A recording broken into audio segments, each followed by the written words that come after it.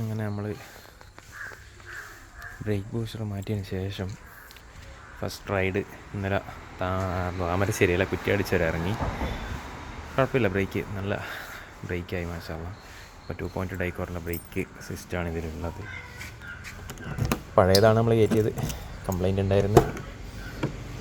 അപ്പോൾ മാത്രമല്ല എൻ്റെ വാക്വം ടാങ്ക് ഉണ്ടല്ലോ, അത് എടുത്തിട്ട് ഉള്ളിലേക്ക് ഇട്ടു.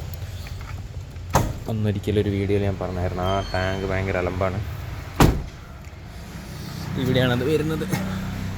ഈ ഭാഗത്തായിരുന്നു ആ ടാങ്ക് ഉള്ളത്. ആ ഒരു ക്ലാമ്പ് കണ്ടോ, ആ ക്ലാമ്പിൽ അത് ഫിറ്റായി കിടക്കും.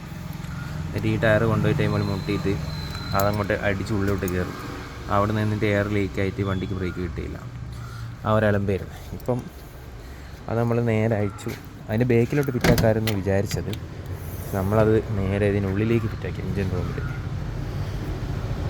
അപ്പോൾ എന്തെങ്കിലും കംപ്ലൈൻറ്റെല്ലാം വന്നാൽ നോക്കാനുള്ളൂ, ഇപ്പോൾ അവിടെ തന്നെ ഉണ്ടാവും.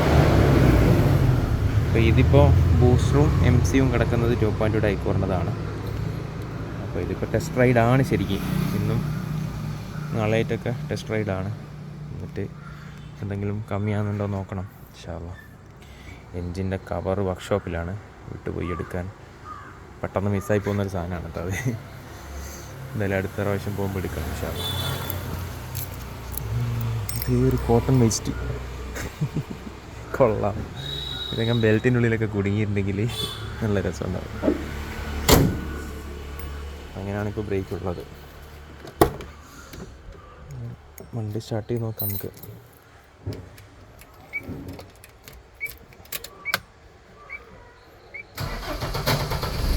ആ സൗണ്ട് എന്താണെന്ന് എനിക്കറിയില്ല. ടെക്നൊരു സൗണ്ട് വരും.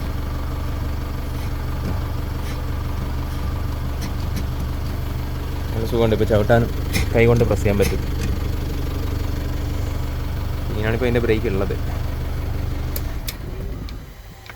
അപ്പോൾ ശരി ഗൈസ്, നമുക്ക് ഇതിൻ്റെ വിശദമായ വീഡിയോസൊന്നും എനിക്ക് ചെയ്യാനുള്ള സ്റ്റോറേജ് ഇല്ല ഫോണിൽ. അതുകൊണ്ട് തൽക്കാലം ഷോർട്സ് തന്നെ പോസ്റ്റ് ചെയ്യാം.